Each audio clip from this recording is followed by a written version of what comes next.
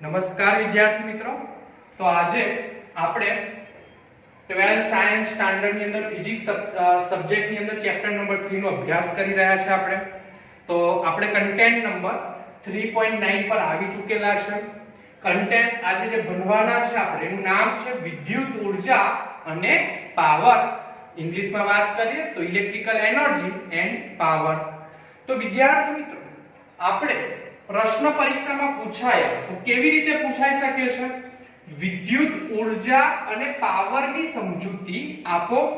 તો આજે આપણે આ ચેપ્ટરની અંદર પાવર નું એક સૂત્ર બનાવવા જઈ રહ્યા છે, પાવરની વ્યાખ્યા પણ આપીશું। તો કેવી રીતે વિદ્યુત ઊર્જા અને પાવરનો મતલબ શું થાય એને આપણે સ્ટેપ બાય સ્ટેપ સમજવાનો પ્રયત્ન કરીએ છીએ। તો અત્યારે હું આકૃતિમાં દોરી રહ્યો છું તમારી સમક્ષ, એક સુવાહક દોરી રહ્યો છું અને સુવાહકની વાત કરીએ તો સુવાહકના આપણે બે બિંદુ ધારી લઈએ। પ્રારંભિક બિંદુને આપણે એ નામ આપી દઈએ અને સુવાહકના બીજા બિંદુને એટલે જેને અંતિમ બિંદુ અંત્ય બિંદુને બી તરીકે નામ આપી દઈએ। હવે સુવાહકની અંદરથી વિદ્યાર્થી મિત્રો વિદ્યુત પ્રવાહ I પસાર થાય। એટલે અગાઉ આપણે વાત કરી છે કે કોઈ પણ સુવાહક હોય તો એની અંદર વધારે કે થોડી માત્રાની અંદર અવરોધનું મૂલ્ય હોય ને હોય। અવરોધ, પ્રતિરોધ જેને આપણે કેપિટલ R નામની સંજ્ઞાથી ઓળખ્યો છે, તો એ વાહક પર ડિપેન્ડન્ટ છે કે એનો અવરોધ કેટલો થાય। તો અત્યારે આકૃતિની અંદર જે અત્યારે તમને દેખાઈ રહ્યું છે કે જો આ સિમ્બોલિક જે સંજ્ઞા દોરી રહ્યો છું વિદ્યાર્થી મિત્રો, તો આ જે સંજ્ઞા છે એને આપણે અવરોધની સંજ્ઞાથી ઓળખીશું। એટલે જે આ સંજ્ઞા છે વિદ્યાર્થી મિત્રો આ અવરોધની સંજ્ઞા છે, યાદ રાખીશું। અવરોધની સંજ્ઞા આ રીતે દોરીએ છે ને અવરોધને આપણે કેપિટલ R થી ઓળખતા હોય છે। અવરોધનો એકમ શું છે તો તમને ખબર જ છે। અવરોધનો એકમ શું છે વિદ્યાર્થી મિત્રો? ઓહમ છે। હવે સુવાહક જે છે તો સુવાહકની અંદરથી વિદ્યુત પ્રવાહ A થી B દિશા તરફ વહેતો આપણે જોઈ રહ્યા છે। હવે આપણે દેખીએ કે આ જે આપણું પ્રારંભિક બિંદુ A છે તો તે બિંદુ આગળ વિદ્યુત સ્થિતિમાનનું મૂલ્ય જેને હું VA થી ઓળખી રહ્યો છું, અને અત્યારે જે B બિંદુ છે તો B બિંદુ આગળ જે વિદ્યુત સ્થિતિમાનનું મૂલ્ય છે વિદ્યાર્થી મિત્રો એને અત્યારે હું શેનાથી ઓળખી રહ્યો છું? VB થી ઓળખી રહ્યો છું। તો અત્યારે આ આપણી આકૃતિનું જનરલ સ્પેસિફિકેશન થયું। તો આ જે દોર્યું એને આપણે થોડું લખીએ। ધારો કે AB આપણો એક સુવાહક છે તો એના બે અંત્ય બિંદુઓ એટલે કે A અને B તો અંત્ય બિંદુઓ છે તેમાંથી I જેટલો વિદ્યુત પ્રવાહ પસાર થઈ રહ્યો છે। જે દોર્યું એ જ લખ્યું। આ બધી વસ્તુઓ જે આપણે ગોખતા હોઈએ છે પણ ગોખવાની નહીં, જે દોરીએ છે એ લખો વિદ્યાર્થી મિત્રો। A બિંદુ આગળ વિદ્યુત સ્થિતિમાનનું મૂલ્ય કેટલું? VA, અને B બિંદુ આગળ વિદ્યુત સ્થિતિમાનનું મૂલ્ય કેટલું? VB। તો A અને B બિંદુએ વિદ્યુત સ્થિતિમાનનું મૂલ્ય અનુક્રમે VA અને કેટલું છે? VB છે। હવે આપણે જોઈએ કે આપણે ધારી લઈએ કે VA ગ્રેટર ધેન VB, મતલબ VA નું મૂલ્ય વધારે છે, મતલબ A બિંદુ આગળ વિદ્યુત સ્થિતિમાનનું મૂલ્ય વધારે છે કોના કરતા? B કરતા। તો એ આવું હોય વિદ્યાર્થી મિત્રો તો જ આ જ કન્ડિશનની અંદર વિદ્યુત પ્રવાહ A થી કઈ તરફ વહી શકે? B તરફ। જો કના આના કરતા ઊંધું હોત કે VB A ની જગ્યાએ VB ગ્રેટર ધેન VA હોત તો વિદ્યુત પ્રવાહની દિશા B થી કઈ તરફ હોત? A તરફ હોત। હંમેશા વિદ્યાર્થી મિત્રો હાઈ એનર્જી થી લો એનર્જી તરફ જ કોઈ પણ વિદ્યુત ભાર હોય કે કોઈ પણ વસ્તુ હોય એનું વહન થતું હોય છે। એટલે મતલબ કે જો VA ગ્રેટર ધેન VB હોત તો વિદ્યુત પ્રવાહ કહી શકીએ છે કે A થી B તરફ વહેશે, જેની આપણે વાત અગાઉ કરી ચૂક્યા। હવે આપણને જોવું છે કે VA એટલે A બિંદુનું વિદ્યુત સ્થિતિમાન છે, VB જે છે એ B બિંદુનું વિદ્યુત સ્થિતિમાન છે। તો આ બે બિંદુ વચ્ચે વિદ્યુત સ્થિતિમાનનો તફાવત કેટલો? વિદ્યુત સ્થિતિમાનનો તફાવત। તો A અને B બિંદુ વચ્ચે વિદ્યુત સ્થિતિમાનનો તફાવતને આપણે કેપિટલ V થી ધારી લઈએ। વિદ્યુત સ્થિતિમાનનો તફાવત કેપિટલ V હોય તો વિદ્યુત સ્થિતિમાનનો તફાવત શું લખી શકાય આપણે ગાણિતિક રીતે? તો ગાણિતિક રીતે શું લખાય કે A બિંદુનું વિદ્યુત સ્થિતિમાન અને B બિંદુનું વિદ્યુત સ્થિતિમાન, તો આ બેના મૂલ્યનો તફાવત તો શું લખી શકીએ વિદ્યાર્થી મિત્રો? VA VB। તો VA VB કરવાથી આપણાને A અને B બિંદુનું વિદ્યુત સ્થિતિમાનના તફાવતનું મૂલ્ય મળી જશે। તો V એટલે યાદ રાખીશું વિદ્યુત સ્થિતિમાનનો તફાવતનું મૂલ્ય છે. હવે વિદ્યાર્થી મિત્રો, હવે જો મારે આ VB જે છે એને મારે આગળ લખવું હોય અને VA ને મારે આ સાઈડ લખવું હોય તો VB VA, એટલે તમે દેખી શકો કે માઈનસ નિશાની આ આગળ આવશે ને પ્લસ નિશાની પાછળ આવશે. માઈનસ નિશાનીને કોમન કાઢી લઈએ તો એ રીતે આપણે જો લખીએ તો VB ને આગળ લઈએ અને VA ને પાછળ લઈએ તો V ની વેલ્યુ અહીંયા જે પહેલા ઉપર પ્લસ હતી પણ જો ઉલટા સુલટી કરી દઈએ તો આ વેલ્યુ શું થઈ જશે? માઈનસ V લખી શકાય કે ના લખી શકાય? એટલે જો VA માઈનસ VB ની જગ્યાએ આપણે VB માઈનસ VA લખવું હોય તો જે વિદ્યુત સ્થિતિમાનનો તફાવત V છે એની આગળ આપણે કઈ નિશાની મૂકી શકીએ છીએ? માઈનસ નિશાની મૂકી શકીએ છીએ. તો અત્યાર સુધીને આપણે આકૃતિનું વર્ણન કર્યું અને દેખ્યું કે A અને B બિંદુ વચ્ચે વિદ્યુત સ્થિતિમાનના તફાવતનું મૂલ્ય શું મળે. તો સૂત્ર આપણને મળી રહ્યું છે V VA VB. ચાલો વિદ્યાર્થી મિત્રો, હવે આપણે થોડા આગળ વધીએ. હવે દેખીએ કે A બિંદુથી B બિંદુ તરફ વિદ્યુત પ્રવાહનું વહન થઈ રહ્યું છે. એટલે વિદ્યુત પ્રવાહનું વહન, તો વિદ્યુત પ્રવાહની વ્યાખ્યામાં આપણે શું કીધું છે? એકમ સમયની અંદર પસાર થતા વિદ્યુત ભારનો જથ્થો. તો આપણે લખીએ કે જો ડેલ્ટા ટી જેટલા સમયગાળામાં, કેટલા સમયગાળાની અંદર? ડેલ્ટા ટી જેટલા સમયગાળામાં ડેલ્ટા ક્યુ જેટલો વિદ્યુત ભાર, એટલે ડેલ્ટા ક્યુ જેટલો વિદ્યુત ભાર A થી B તરફ ગતિ કરતો હોય તો ડેલ્ટા ક્યુ જેટલો વિદ્યુત ભાર કઈથી કઈ દિશામાં ગતિ કરી રહ્યો છે? A થી B દિશામાં.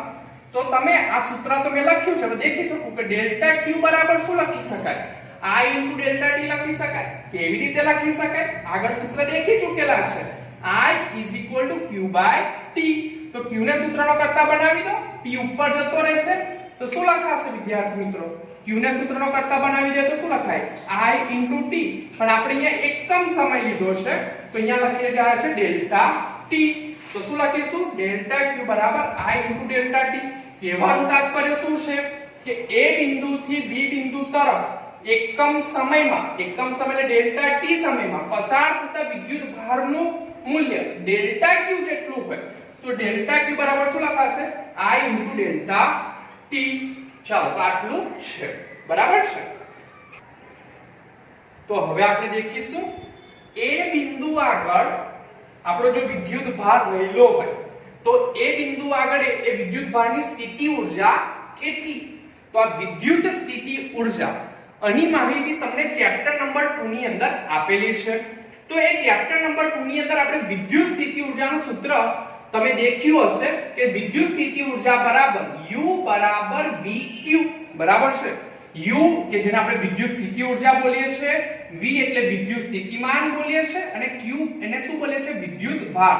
વિદ્યાર્થી મિત્રો યાદ રાખી લેજો, વિદ્યુત સ્થિતિ ઊર્જા એનું સૂત્ર શું થાય છે? V × Q. V નો મતલબ વિદ્યુત સ્થિતિમાનનો તફાવત અને Q એટલે આપણો વિદ્યુત ભાર. તો V × Q.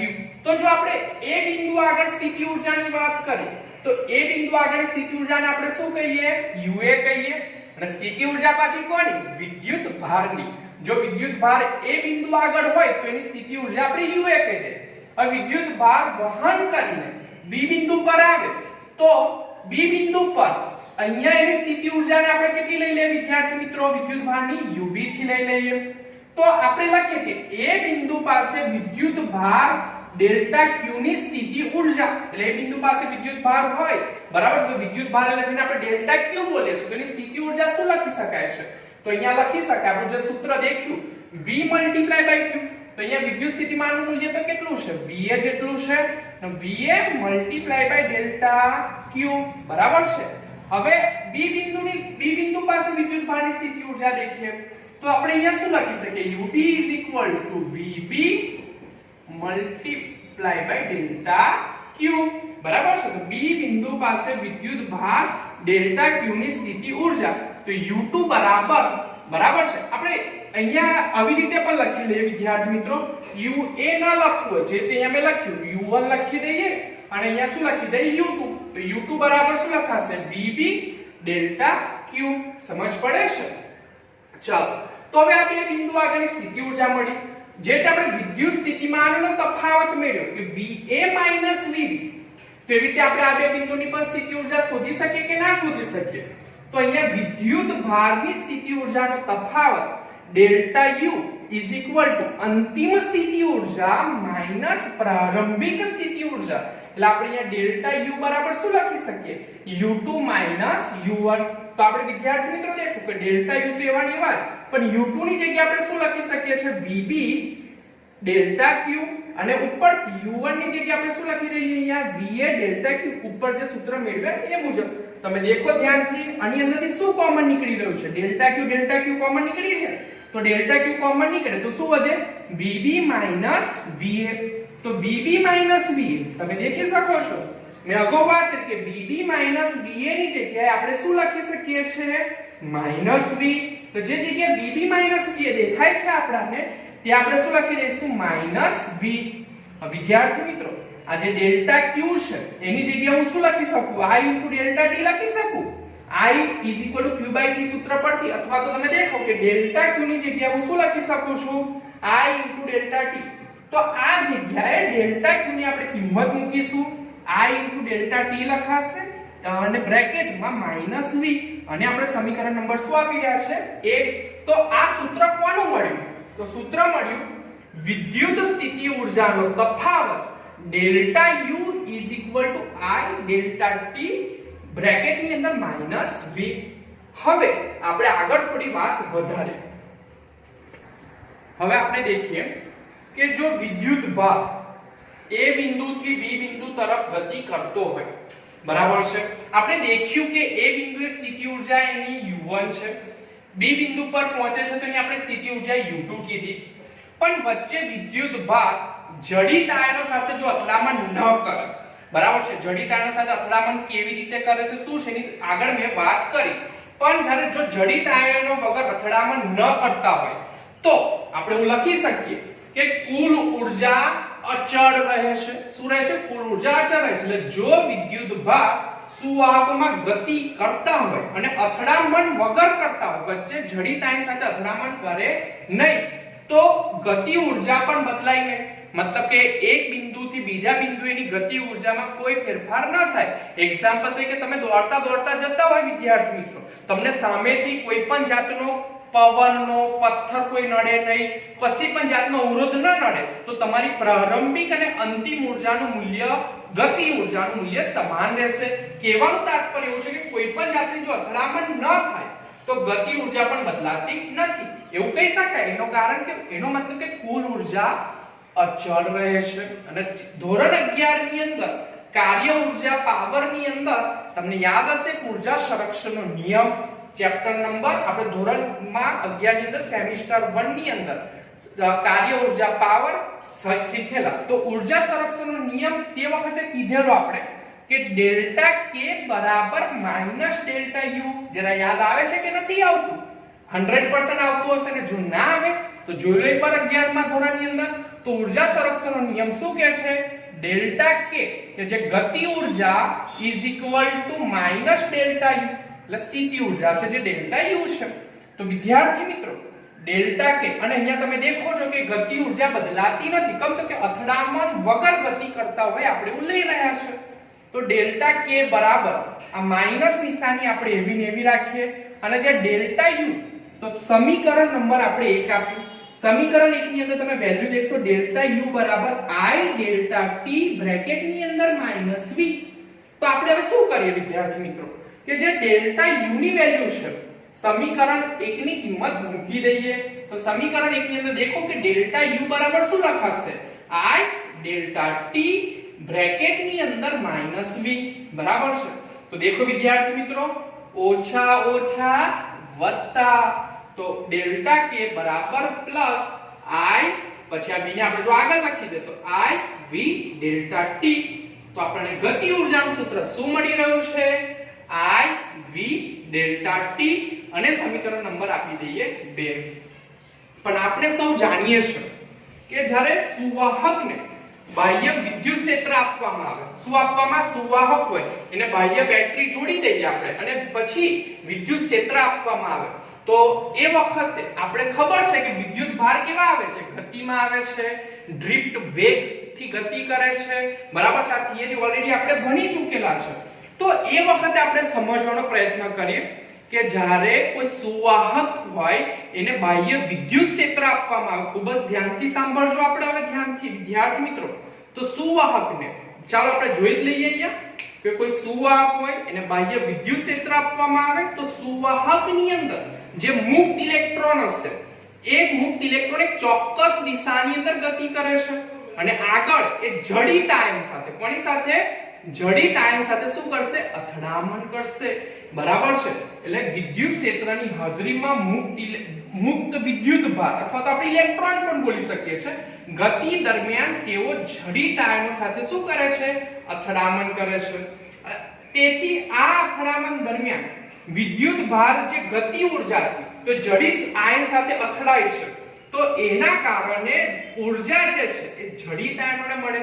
સિમ્પ્લિસિટીથી વિદ્યાર્થી મિત્રો હું તમને કહું કે તમે દોડતા દોડતા ગતિ કરી રહ્યા છો, કોઈ એક મોટા પથ્થર સાથે અથડાવશો તો તમારી જે ગતિ ઉર્જા છે એ પથ્થર સાથે અથડાવાને કારણે તમારી ગતિ ઉર્જા પથ્થરની અંદર ટ્રાન્સફર થાય તો પથ્થર જો વધારે હેવી હશે તો એ પોતાનું સ્થાન તો છોડે ને પણ ત્યાં શું કરવા મળે છે કંપન કરે છે. તો કંપન થાય છે કેવી રીતે? તમારી જે ગતિ ઉર્જા છે એ ગતિ ઉર્જાનું એ પથ્થરની અંદર એક પ્રકારની એવું કહી શકાય કે દોલન કરે છે. દોલન ઉષ્મા ઉર્જા સ્વરૂપે ફેલાય છે. એટલે લખીએ કે તેથી આ અથડામણ દરમિયાન વિદ્યુત ભારની જે ગતિ ઉર્જા છે એ જડિત આયનને મળે છે અને જડિત આયન પોતાના સ્થાનની આસપાસ શું કરવા મળશે દોલન કરે છે અને એવું કહી શકીએ કે જે આ ગતિ ઉર્જાનું ઉષ્મા ઉર્જામાં રૂપાંતરણ થાય છે. ગતિ ઉર્જા કન્વર્ટ ટુ હીટ એનર્જી.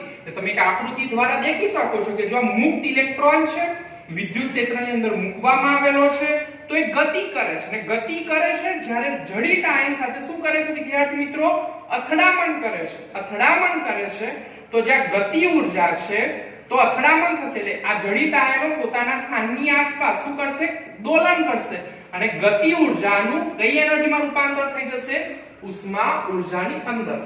તો એટલા માટે જે ગતિ ઉર્જા છે એનું કન્વર્ઝન એમાં થયું ઉષ્મા ઉર્જા હીટ એનર્જી. તો ડેલ્ટા કે બરાબર આપણે શું લખીશું h. તો ડેલ્ટા કે બરાબર h. હવે વિદ્યાર્થી મિત્રો આપણે એક રોજિંદા જીવનની પણ એક વાત કરીએ.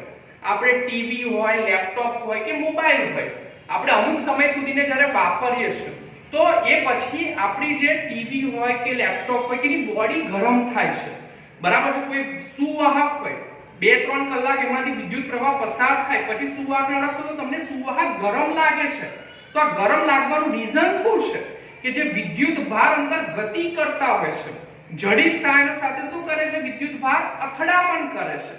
તો અથડામણ કરે છે એનો મતલબ કે વિદ્યુત ભાર જે ગતિમાં હોય છે તો ગતિ ઉર્જા જડિત આયનની અંદર અથડામણ કરે તો જડિત આયનની અંદર અથડામણ થાય છે એના કારણે ઉષ્મા ઉર્જા પેદા થાય છે અને ઉષ્મા ઉર્જા પેદા થાય છે એના કારણે આપણે સુવાહકો શું લાગે છે ગરમ લાગે છે. તો તમને એવું કહી શકાય કે થોડા સમય પછી આપણું જે સાધન છે એ ગરમ થાય છે એનું રીઝન શું છે? તો એ રીઝન જ આ છે કે અંદરના જે વિદ્યુત ભાર ગતિ કરતા હોય છે જડિત આયન સાથે અથડામણ કરે છે તો ગતિ ઉર્જાનું હીટ એનર્જીમાં રૂપાંતર થાય છે અને સાધન થોડા સમય પછી આપણને ગરમ લાગે છે. આ મુખ્યનું રીઝન છે. તો વિદ્યાર્થી મિત્રો આપણે જોયું કે જે ગતિ ઉર્જા છે એનું આપણે ઉષ્મા ઉર્જામાં રૂપાંતરણ થાય છે. એટલે ગતિ ઉર્જાનું ઉષ્મા ઉર્જામાં રૂપાંતરણ થાય છે. તો વિદ્યાર્થી મિત્રો આ ઉષ્મા ઉર્જાના સ્વરૂપમાં રૂપાંતરણ થાય છે. એક પ્રકારનો આ ઉર્જાનો વ્યય જ કહેવાય.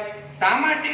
તો કે જે વિદ્યુત ભાર જ્યારે અથડામણ કરે છે તો એના કારણે જો ઉષ્મા ઉર્જા પેદા થાય છે તો વાસ્તવમાં ગતિ ઉર્જાની અંદર ઘટાડો થાય તો જ ઉષ્મા ઉર્જા પેદા થાય ને. તો એક પ્રકારની ઉર્જાનો વ્યય જ કહેવામાં આવે છે. આજે એક્ઝામ્પલ તરીકે તમે દોડતા દોડતા જાઓ છો તો તમે દોડતા દોડતા જાઓ છો પથ્થર સાથે અથડાઓ છો તો નો ડાઉટ પથ્થરની અંદર ઉષ્મા ઉર્જા પેદા થઈ પણ તમારી ગતિ ઉર્જા તો ઘટી કે ના ઘટી. એટલે નો ડાઉટ ઉર્જાનું એક સ્વરૂપમાંથી બીજા સ્વરૂપમાં રૂપાંતરણ થાય છે પણ તમારી અંદર એટલે જો હું વિદ્યુત ભાર હોય અને જો હું ગતિ કરતો હોય અને જો મારી અથડામણ થતી હોય તો મારી ગતિ ઉર્જામાં તો ઘટાડો થયો કે ના થયો. બરાબર છે. તો એક પ્રકારની અને આપણે ઉર્જાનો વ્યય જ કહી શકીએ છીએ. હવે આપણે થોડી આગળ વાત કરીએ તો ધોરણ 11 ની અંદર આપણે કાર્ય ઉર્જાનો પ્રમેય દેખ્યો હતો. યાદ હશે તમને. તો કાર્ય ઊર્જાના પ્રમેયની અંદર ઘણી બધી વાર મેં વાત કરેલી, સૂત્ર પણ આપણે સાબિત કરેલું કે ડેલ્ટા કે બરાબર ડેલ્ટા ડબલ્યુ, યાદ આવે છે ને? તો ડેલ્ટા કે બરાબર ડેલ્ટા ડબલ્યુ. તો આગળ આપણે સમીકરણ 2 માં દેખ્યું, આવું સૂત્ર આપણે સાબિત કર્યું આગળ કે ડેલ્ટા કે બરાબર I V ડેલ્ટા T. તો વિદ્યાર્થી મિત્રો શું ડેલ્ટા કે ની બરાબર ડેલ્ટા કે ની બરાબર ડેલ્ટા ડબલ્યુ ના લખી શકું? આ સૂત્રની અંદર જે જગ્યા ડેલ્ટા કે છે એની જગ્યાએ હું ડેલ્ટા ડબલ્યુ ના લખી શકું? ડેફિનેટલી લખી શકું છું. તો ડેલ્ટા ટી બરાબર શું લખતા? Delta W is equal to I V delta T. હવે ડેલ્ટા ટી એ ગુણાકારના સંબંધમાં છે. આ ડેલ્ટા ટી ને જો આપણે બરાબરની આ સાઈડ લઈએ તો ભાગાકારના સંબંધમાં આવે. તો ડેલ્ટા ડબલ્યુ ના છેદમાં શું લખીશું? Delta T is equal to શું લખાય? I V ની જગ્યાએ VI લખો તોય કોઈ પ્રોબ્લેમ નથી. તો ડેલ્ટા ડબલ્યુ ના છેદમાં ડેલ્ટા ટી. એનો મતલબ શું થયો? એકમ સમય દરમિયાન જો ડેલ્ટા ડબલ્યુ જેટલું કાર્ય થતું હોય તો વિદ્યાર્થી મિત્રો હવેથી આપણે delta W by delta T એને પાવર થી ઓળખીશું. એકમ સમય દરમિયાન ખર્ચાતું જે આપણે એકમ સમય દરમિયાન જે કાર્ય કરવું પડે તો કરવું પડતું કાર્ય એટલે ડેલ્ટા ડબલ્યુ ના છેદમાં ડેલ્ટા ટી એને આજે આપણે p થી ઓળખવા જઈ રહ્યા છે. તો ડેલ્ટા ડબલ્યુ ના છેદમાં ડેલ્ટા ટી આની જગ્યાએ આપણે શું લખી દઈએ? p લખી દઈએ.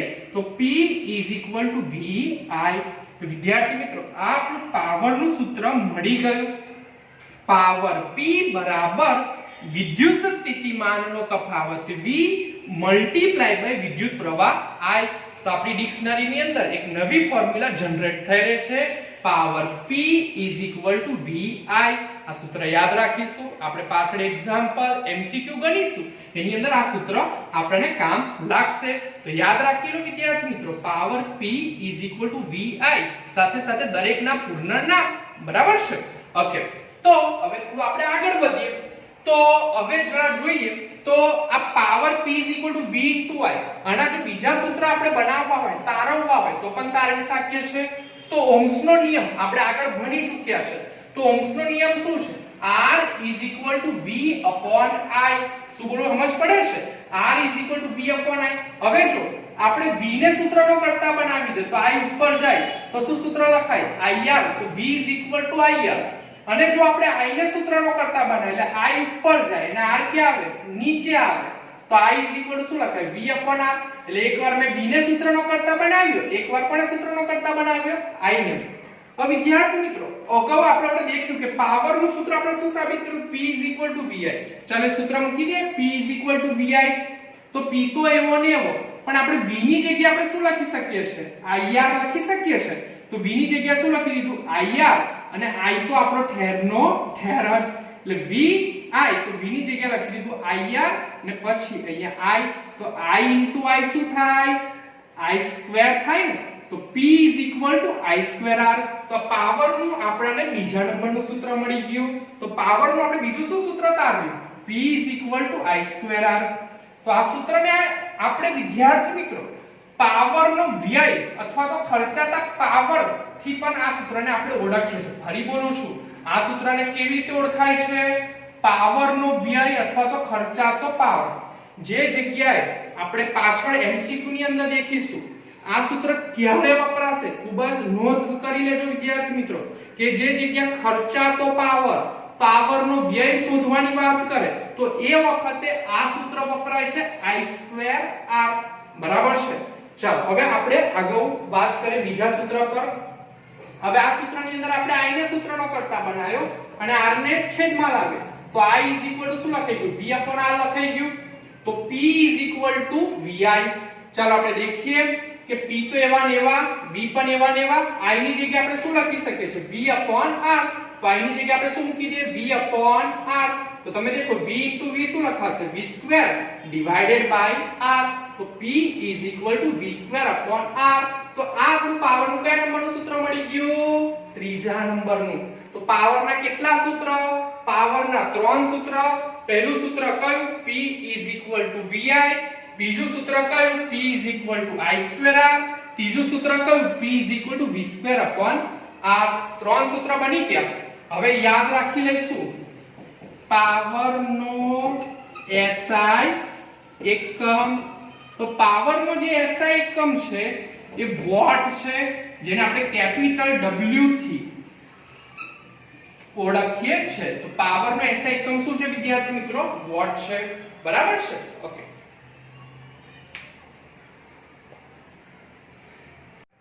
હવે આપણે દેખીએ જૂલનો નિયમ સમજવાનો પ્રયત્ન કરીએ વિદ્યાર્થી મિત્રો. તો જે આપણે આ ઉષ્મા ઉર્જા પેદા થઈ, બરાબર છે, આ બધી માહિતી આપણને જૂલ નામના વૈજ્ઞાનિકે આપી. તો જૂલ નામના વૈજ્ઞાનિકે એના પરથી એક સૂત્ર બનાવ્યું. તો પરીક્ષાની અંદર પૂછાતું હોય છે જૂલનો નિયમ સમજાવો. તો અગાઉ આપણે દેખ્યું કે ડેલ્ટા W ના છેદમાં ડેલ્ટા T એને આપણે પાવર કીધું અને પાવર નું સૂત્ર આપણે શું મેળવ્યું? V I. તો વિદ્યાર્થી મિત્રો, તો જૂલ આ સૂત્ર પરથી શું અનુમાન લગાવે છે અને શું વ્યાખ્યા આપે છે પાવરની? તો જૂલ એવી વ્યાખ્યા આપે છે એકમ સમયમાં વ્યય પામતી ઉર્જા. કારણ કે ઉષ્મા ઉર્જા એટલે ગતિ ઉર્જાનો તો વ્યય જ થાય ને. ઉષ્મા ઉર્જા પેદા થાય વિદ્યાર્થી મિત્રો, પણ તમે અગાઉ દેખ્યું આપણે કે ગતિ ઉર્જામાં તો શું થયો? ઘટાડો થયો. એટલે એકમ સમયમાં વ્યય પામતી ઉર્જા એટલે કે તેને આપણે કહીશું ખર્ચાતો પાવર. કારણ કે ઉર્જાનો વ્યય થાય તો ઉર્જા મેળવવા માટે પાવરની તો જરૂર પડે કે ના પડે? તો ખર્ચાતો પાવર કહે છે. વ્યાખ્યા શું થઈ? ખૂબ જ ઈઝી છે. એકમ સમયમાં વ્યય પામતી ઉર્જા એટલે ખર્ચાતો પાવર કહે છે. હવે આપણે પાવરનું આગળ સૂત્ર નંબર 2 દેખ્યું. તો સૂત્ર નંબર 2 ની અંદર દેખ્યું કે ખર્ચાતો પાવર, વ્યય પામતો પાવર, મેં જે બહુ ખૂબ જ ભાર આપેલો. તો પાવરનું સૂત્ર શું દેખ્યું? P I²R. યાદ આવે છે ને? આગળ ઓળે જ આપણે દેખ્યું. તો I²R. તો વિદ્યાર્થી મિત્રો, કે જે વાહક હોય તો વાહકની અંદર જે આપણે આકૃતિમાં આગળ દેખ્યું કે જે અવરોધ છે, તો અવરોધનું મૂલ્ય કોઈ દિવસ R જે છે એ તો અચળ છે. અવરોધનું મૂલ્ય કોઈ દિવસ બદલાય નહીં. અને તમને આગળ આપણે ઓહ્મના નિયમમાં પણ વાત કરી કે અવરોધ R જેને આપણે અચળાંક તરીકે લીધેલો, કારણ કે કોઈ દિવસ અવરોધ છે એના મૂલ્યમાં કોઈ ફેરફાર થઈ શકે નહીં. કારણ કે જડિત આયનો જે અવરોધ તરીકે કામ કરે છે, કારણ કે વિદ્યુત ભાર જ્યારે ગતિ કરતા હોય છે તો જે જડિત આયનો સાથે અથડામણ થાય છે, તો જે જડિત આયન એ જ વાસ્તવમાં અવરોધ તરીકે કામ કરે છે. આ વિદ્યુત આપણા વાહકની અંદર જે જડિત આયનો છે એની સંખ્યામાં આપણે અદલા બદલી કે વધારો ઘટાડો કરી શકવાના નથી. મતલબ કે અવરોધનું મૂલ્ય R એ ફિક્સ રહેશે. તો અવરોધ R એ વાહકનો અવરોધ છે ને તેનું મૂલ્ય અચળ છે. તો આપણે કામ કરીએ, R ની જગ્યાએ આપણે શું લખી દઈએ? અચળ લખી દઈએ. એટલે P R નું આગળ લખું તો અચળ, બરાબર. R ની જગ્યાએ મેં શું લખી દીધું? અચળ. અને I² તો એવો ને એવો. અને બરાબર. અને અચળની જગ્યાએ આપણે શું લખી શકીએ છીએ વિદ્યાર્થી મિત્રો? P proportional to I². શું લખી શકીએ છીએ? P proportional to I². તો આ સૂત્ર પરથી જૂલ એક નિયમ આપે છે જેને આપણે જૂલના નિયમથી ઓળખીએ છીએ. તો લખે છે કે આપેલા તાપમાને અવરોધમાંથી સ્થિર પ્રવાહ વહેતો હોય. ફરીથી બોલું છું, આપેલા તાપમાને અવરોધમાંથી સ્થિર પ્રવાહ વહેતો હોય તો એકમ સમયમાં ઉદ્ભવતી ઉષ્મા ઉર્જા, તો એમાંથી અવરોધમાંથી વિદ્યાર્થી મિત્રો વિદ્યુત પ્રવાહ વહેતો હોય તો એકમ સમયમાં ઉદ્ભવતી ઉષ્મા ઉર્જા એને આપણે જેને પાવર થી પણ ઓળખી છે, કારણ કે ઉપર જ કીધું કે વ્યય પામતી ઉર્જા એટલે પાવર. અને વાસ્તવમાં જે વ્યય પામતી ઉર્જા છે પાવર છે. તો તેમાંથી પસાર થતા વિદ્યુત પ્રવાહના વર્ગના સમપ્રમાણમાં હોય છે. તેમાંથી પસાર થતા વિદ્યુત પ્રવાહના વર્ગના સમપ્રમાણમાં હોય છે. તો આ જૂલનો નિયમ થયો. એકવાર ફરીવાર રિપીટ કરીએ તો આપેલા તાપમાને વિદ્યાર્થી મિત્રો અવરોધમાંથી સ્થિર પ્રવાહ વહેતો હોય તો એકમ સમયમાં ઉદ્ભવતી ઉષ્મા ઉર્જા કે જેને આપણે પાવર થી પણ ઓળખી શકીએ છીએ, તો ઉષ્મા ઉર્જા જે પાવર P છે તો તેમાંથી વિદ્યુત પ્રવાહના વર્ગના સમપ્રમાણમાં હોય છે. આ આપણો થઈ ગયો જૂલનો નિયમ. તો જૂલનો નિયમ સમજાવો તો પરીક્ષામાં આપણે આટલું લખી શકીએ છીએ. હવે આગળ પ્રશ્ન પૂછાય છે કે વિદ્યુત પાવર ક્યાંથી આવે છે? પ્રશ્નનું નામ સમજો, વિદ્યુત પાવર ક્યાંથી આવે છે? તો અત્યારે બધાને ખબર જ છે, રાસાયણિક વિજ્ઞાનની અંદર અત્યારે ચેપ્ટર નંબર 3 માં તમે ભણી ગયા છો કે વિદ્યુત પાવર મેળવવા માટે આપણે વિદ્યુત કોષ, જનરેટર એ બધાની મદદથી આપણે વિદ્યુત પાવર મેળવી શકીએ છીએ. તો અત્યારે મેં એક વિદ્યુત કોષ દોર્યો છે. તો વિદ્યુત કોષની અંદર જ્યાં સુધી રાસાયણિક પ્રક્રિયા ચાલુ રહેશે તો ત્યાં સુધી રાસાયણિક ઉર્જા જ્યાં સુધી ચાલુ રહેશે ત્યાં સુધી વિદ્યુત કોષની અંદરથી અચળપણે આપણાને વિદ્યુત ઉર્જા મળતી રહેશે. તો અહીંયા આકૃતિમાં તમે દેખી શકો છો કે એક પાત્રની અંદર એક વિદ્યુત દ્રાવણ ભરેલું છે, એની અંદર બે જુદી જુદી ધાતુના સળિયા છે. તો બે જુદી જુદી ધાતુના સળિયા દોરેલા છે, તમે દેખી શકો છો. તો એક સળિયાને આપણે ધન વિદ્યુત અગ્ર અને જે બીજો સળિયો છે એને આપણે ઋણ વિદ્યુત અગ્ર તરીકે વર્તે છે. એક સળિયો ધન વિદ્યુત અગ્ર તરીકે વર્તશે, જ્યારે બીજો સળિયો એના તરીકે વર્તશે ઋણ વિદ્યુત અગ્ર તરીકે. હવે આ બે સળિયા વચ્ચે જો આપણે એક વાહક તાર વડે, તમે દેખી શકો છો કે આ વાહક તાર વડે એક અવરોધ જોડવામાં આવે, બાહ્ય અવરોધ જોડવામાં આવે. તો બાહ્ય અવરોધ જોડવામાં આવે તો અહીંયા પરિપથ પૂર્ણ થશે, વિદ્યુત પ્રવાહ I પસાર થશે. તો આ અવરોધ છે, જરા સમજો. તો આ અવરોધમાંથી વ્યય પામતો પાવર કેટલો થશે? તો આ અવરોધમાંથી વ્યય પામતો power V multiply by I થશે. સૂત્ર નંબર આપણું 1 તો એના પરથી તો અવરોધમાંથી વ્યય પામતો પાવર કેટલો થશે વિદ્યાર્થી મિત્રો?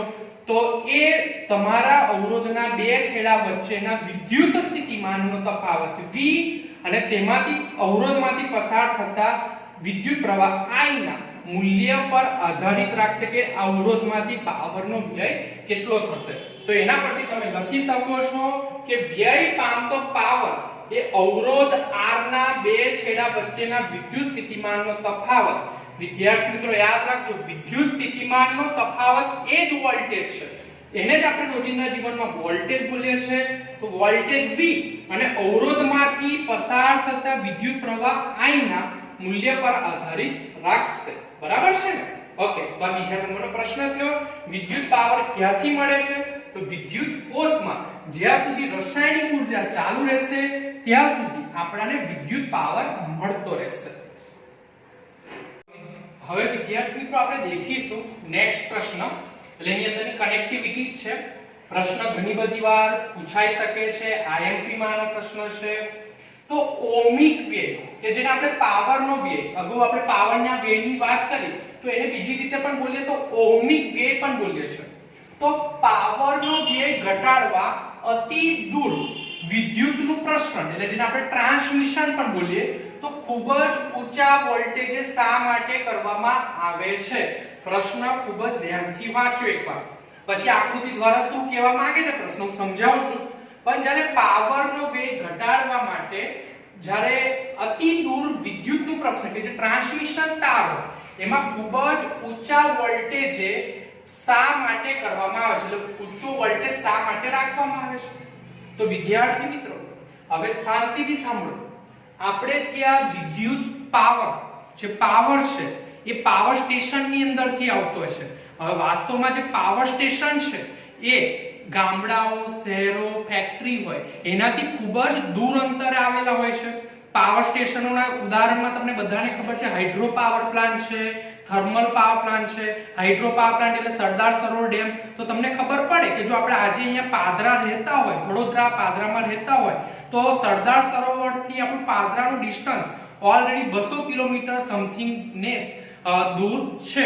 તો ત્યાંથી આપણે પાવરને જો પાદરા અથવા તો અતિ દૂર જગ્યા લઈ જવો હોય વિદ્યાર્થી મિત્રો તો વચ્ચે આપણે ટ્રાન્સમિશન ટાવર નાખતા હોય છે. શું નાખતા હોય છે? Transmission tower. તો આ ટ્રાન્સમિશન ટાવર કે જે તાર જ હોય છે, વાહક તાર જ હોય છે. તો દરેક વાહક તારને પોતાનો અવરોધ હોય અને અગાઉ વાત કરી કે જે અવરોધ હોય તો એની અંદર એમાંથી વિદ્યુત પાવરનો વ્યય થાય છે. તો વિદ્યુત પાવરનો વ્યય થાય છે એટલે આકૃતિ દ્વારા સમજવાનો પ્રયત્ન કરીએ કે પાવર સ્ટેશન કે જે પાવર સ્ટેશનની અંદર જનરેટર મારફત આપણે વિદ્યુત પાવર પેદા કરીએ છીએ. બરાબર છે? તો એ પાવરને આપણે શહેર, ગામડા કે ફેક્ટરીમાં પહોંચાડવો હોય તો વચ્ચે ટ્રાન્સમિશન તાર અને જે વિદ્યાર્થી મિત્રો તમે આ નિશાની જે દોરી રહ્યા છો એનો મતલબ જ આ નિશાની એવી છે કે જે ખૂબ જ લાંબો તાર છે. તો ખૂબ જ લાંબા તાર મારફત આપણે શહેરો, ગામડામાં, ફેક્ટરીમાં પહોંચાડતા હોય છે. તો હવે વિદ્યાર્થી મિત્રો જો આપણે અહીંયાથી પાવરને સીધો તાર મારફતે ગામડામાં જવા દઈએ તો વચ્ચે ઘણો બધો પાવરનો શું થતો હોય છે? વ્યય થતો હોય છે. તો આ પાવરનો જે વ્યય છે એને ઘટાડવા માટે આપણે તારમાંથી તારને ખૂબ જ ઊંચા વોલ્ટેજ આપતા હોય છે, ખૂબ જ ઊંચા વોલ્ટેજ. તો ખૂબ જ ઊંચા વોલ્ટેજ આપવામાં આવે તો પાવરનો વ્યય કેવી રીતે ઓછો થાય એ સમજાવવાનું છે આપણે સૂત્રની મદદથી. તો જરા એકવાર આકૃતિને ધ્યાનથી દેખીશું. તો આપણે પહેલા તો પ્રશ્ન થાય કે ખૂબ જ ઊંચો વોલ્ટેજ કરવો હોય તો કયા વિદ્યુત ઉપકરણથી થાય? તો વિદ્યાર્થી મિત્રો, વોલ્ટેજને વધારવો હોય અથવા તો ઘટાડવો પણ હોય તો એના માટે વિદ્યુત ઉપકરણનું નામ છે ટ્રાન્સફોર્મર. તો ટ્રાન્સફોર્મરના બે પ્રકાર હોય છે. Step up transformer, step up એટલે વધારો કરે. તો આપણે જે પાવર સ્ટેશનની બાજુમાં એક સ્ટેપ અપ ટ્રાન્સફોર્મર જોડીશું કે જે ખૂબ જ ઉચ્ચ વોલ્ટેજમાં રૂપાંતરણ કરશે.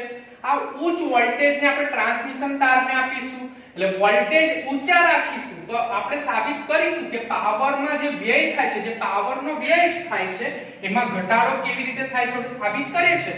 પણ પાવર સ્ટેશનમાંથી આપણે અતિ ઉચ્ચ વોલ્ટેજે અહીંયા ટ્રાન્સમિશન તારમાંથી વિદ્યુત પાવર જે પ્રવાહ છે એ પસાર કરવીશું. હવે વિદ્યાર્થી મિત્રો દેખો કે આ ટ્રાન્સમિશન ટાવર જે છે એ શું કાર્ય કરે છે કે ટ્રાન્સમિશન તારને શું આપે છે? સપોર્ટ આપે છે. હવે ધારો કે શહેર અને ગામડાની નજીક આપણે પાવરને પહોંચાડી પણ દીધો, પણ અહીંયા આપણે અતિ ઉચ્ચ વોલ્ટેજે મોકલ્યો. પણ વિદ્યાર્થી મિત્રો, આપણા ફેક્ટરીની અંદર 440 વોલ્ટ, 11 કિલો કેવી અથવા તો આપણા ઘરે તો ફક્ત 230 વોલ્ટેજ આવતો હોય છે, જે વોલ્ટેજનું મૂલ્ય ખૂબ જ નીચું કહેવાય. પણ આપણે અહીંયાથી મોકલ્યો તો કેવો ઉચ્ચ વોલ્ટેજ મોકલ્યો, તો એને આપણે પછી નિમ્ન વોલ્ટેજમાં રૂપાંતરણ કરવો પડશે. તો ઘરે આવી ઘરની નજીક પાવર પહોંચી જાય તો ત્યાં આપણે સ્ટેપ ડાઉન ટ્રાન્સફોર્મર મૂકીશું કે જે અતિ ઉચ્ચ વોલ્ટેજ આપણે અહીંયાથી જે મોકલેલો એને નિમ્ન વોલ્ટેજમાં રૂપાંતરણ કરી આપણે શહેરો, ગામડામાં, ફેક્ટરીમાં વિદ્યુત પાવર અથવા તો વિદ્યુત ઊર્જા પહોંચાડતા હોય છે. તો આપણે અહીંયા સમજવાનું શું છે કે આ ટ્રાન્સમિશન જે તાર છે એની અંદર આપણે પાવરનો વ્યય કેવો કરવો છે? ઘટાડવો છે. તો પાવરનો વ્યય ઘટાડવો હોય તો અતિ ઉચ્ચ વોલ્ટેજ શા માટે આપવામાં આવે છે? બરાબર છે. તો અતિ ઉચ્ચ વોલ્ટેજ શા માટે આપવામાં આવે છે? તો એકવાર આ જે બધી વાતો બોલી અને લખી લઈએ, એક નાના સૂત્રની મદદથી તો સાબિત થઈ જશે. તો ઓહમિક વ્યય અથવા તો પાવરનો વ્યય ઘટાડવા માટે મોટા અંતરના વિદ્યુતનું ટ્રાન્સમિશન ખૂબ જ ઊંચા વોલ્ટેજે કરવામાં આવે છે. મતલબ કે પાવર સ્ટેશન થી શહેરો ગામડામાં જે ટ્રાન્સમિશન તાર હોય એની અંદર ખૂબ જ ઊંચા વોલ્ટેજે પાવરનું ટ્રાન્સમિશન એટલે મોકલવામાં આવે છે. તો વિદ્યુત પાવર સ્ટેશનમાંથી ક્યાં પહોંચે? પાવર સ્ટેશનમાંથી ઘર હોય, ફેક્ટરી હોય, તો એ બધી વસ્તુ ફેક્ટરી હોય, બરાબર છે. તો તેને એટલે પાવર સ્ટેશન થી શહેરો, ગામડા, ફેક્ટરીમાં જે વિદ્યુતનો પાવર, વિદ્યુત ઊર્જા મોકલીએ છે તો કોના દ્વારા મોકલીએ છે? આપણે વિદ્યુત ટ્રાન્સમિશન તાર દ્વારા મોકલતા હોય છે. તો ટ્રાન્સમિશન દ્વારા પ્રસારિત થાય છે. જે વિદ્યાર્થી મિત્રો આ લાઈન નંબર ઓફ કેટલા કિલોમીટર 100 200 કિલોમીટર જેટલી ખૂબ જ લાંબી લાઈન હોય છે, તો જેટલી તાર લાંબો થશે તો આપણે આ સૂત્ર દેખી ચૂકેલા છે, R proportional to L, કે જેટલી લંબાઈમાં વધારો થાય એટલે તારની લંબાઈમાં વધારો થાય એટલો અવરોધ કેવો થશે? વધશે. હવે વિદ્યાર્થી મિત્રો તમે દેખો કે ટ્રાન્સમિશન તારની લંબાઈમાં ખૂબ જ વધારો થયો. મેં તો શું કીધું 100 200 કિલોમીટર, તો એનો અવરોધ કેટલો બધો વધી જશે? તો અવરોધ વધી જશે. અવરોધ વધી જાય તો પાવરનો વ્યય પણ સ્વાભાવિક વસ્તુ છે, વધી જ જવાનો છે. તો તેથી પાવર સ્ટેશનમાંથી ઘરોમાં કે ફેક્ટરીમાં જોડતા તારની અંદરનો પાવરનો વ્યય વધી જાય. તો આપણે પાવરના વ્યયને શું કરવો જરૂર છે? લઘુત્તમ કરવો જરૂરી છે. તો લઘુત્તમ કરવા માટે આપણે શું કરી શકીએ છીએ? તો આપણે એક સૂત્ર દ્વારા સાબિત કરીએ કે કેવી રીતે અતિ ઉચ્ચ વોલ્ટેજ પસાર કરીશું તો પાવરનો વ્યય ઘટી જશે. દેખીએ તો તારમાં થતા પાવરના વ્યયને આપણે PC થી ઓળખીએ. શેનાથી ઓળખીએ? PC, બરાબર છે. તો આ સૂત્ર PC બરાબર I2RC. આ સૂત્ર તમારા માટે અત્યારે નવું નથી રહ્યું. હવે અગાઉ જ મેં થોડી મિનિટો પહેલા જ તમને આ સૂત્ર સાબિત કર્યું. પાવરનું બીજા નંબરનું સૂત્ર P I2R, બરાબર. તો આ સૂત્ર જ છે અહીંયા. પણ અહીંયા મેં પાવરના વ્યયને શેનાથી ઓળખ્યો? PC થી ઓળખ્યો. તો PC બરાબર I2RC બરાબર છે. ખાલી મેં અહીંયા C નવો એડ કર્યો છે. સૂત્ર તો આ જ છે વિદ્યાર્થી મિત્રો, P I2R. ચાલો આ પાવર નું સૂત્ર પહેલા નંબરનું દેખીએ, P V I. હવે આમાં આપણે I ને સૂત્રનો કર્તા બનાવી દઈએ. આ V ગુણાકારના સંબંધમાં છે, ક્યાં આવી જાય? નીચે આવી જાય. તો P ના છેદમાં V બરાબર છે. તો આપણે આ I ની જગ્યાએ હવે શું લખવા જઈ રહ્યા છે? I ની જગ્યાએ મૂકી દે P ના છેદમાં V, અને જે I નો વર્ગ હતો તો બંનેને સોંપી દે, તો P નો સ્ક્વેર V નો સ્ક્વેર અને RC તો તેવાને તેવા. હવે તમે ધ્યાનથી દેખો વિદ્યાર્થી મિત્રો કે જે PC છે પાવર નો વ્યય છે અને જે V છે એ વોલ્ટેજ છે, અને આ બંને એકબીજાના કયા પ્રમાણમાં છે? વ્યસ્ત પ્રમાણમાં છે. તો વ્યસ્ત પ્રમાણમાં છે એટલે હું લખી દઉં છું કે PC ઇન્વર્સલી પ્રોપોર્શનલ ટુ 1/v².